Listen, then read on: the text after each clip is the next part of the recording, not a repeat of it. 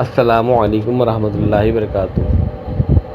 حکیم الامت مجدد الملت حضرت مولانا اشرف علی صاحب تھانوی رحمۃ اللہ علیہ کا جو ملفوظ اس وقت پڑھ کر سنایا جا رہا ہے، اس کا عنوان ہے تلاوت کی عادت بنانے کا طریقہ۔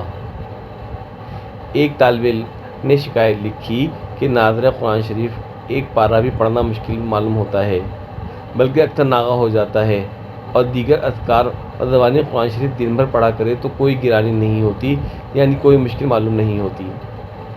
اس پر حسب ذیل جواب تحریر فرمایا کہ اگر قرآن حفظ نہیں تو نفس پر جبر کر کے زیادہ پڑھنا چاہیے، اور برابر اس کا تصور رکھنا چاہیے کہ ایک ایک حرف پر 10 نیکیاں نامہ اعمال میں ساتھ ساتھ درج ہو رہی ہیں، اور ایسی دولت اور کسی چیز سے نصیب ہو سکتی ہے۔ اور یہ تصور ہے بھی امر واقعی کا، کیونکہ حدیث میں یہ مضمون تصریحاً موجود ہے، یعنی حدیث میں اس بات کو صاف کھول کر بیان کیا گیا ہے کہ قرآن کے ایک حرف پر 10 نیکیاں ملتی ہیں۔ اس کے ساتھ ہی یہ مراقبہ بھی رکھنا چاہیے کہ حروف قرآن کی زیارت پر ثواب ملتا ہے۔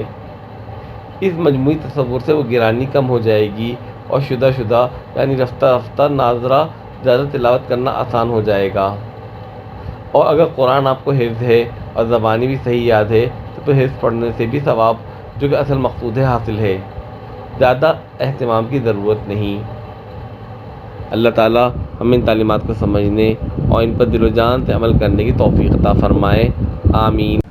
حضرت اقدس تھانوی رحمۃ اللہ علیہ کے علوم و معارف پر مبنی ملفوظات کی تحریری پوسٹ اور آڈیو پوسٹ کا سلسلہ تالیفات آن لائن بک اسٹور کے فیس بک پیج پر جاری ہے۔ ان مفید دینی پوسٹوں کو زیادہ سے زیادہ لائک اور شیئر کریں۔ نیز ادارے کے یوٹیوب چینل تالیفات آن لائن بک اسٹور کو بھی سبسکرائب کریں، تاکہ علوم دینیہ کی تبلیغ و اشاعت میں آپ کا بھی حصہ شامل ہو جائے۔ جزاک اللہ خیرا۔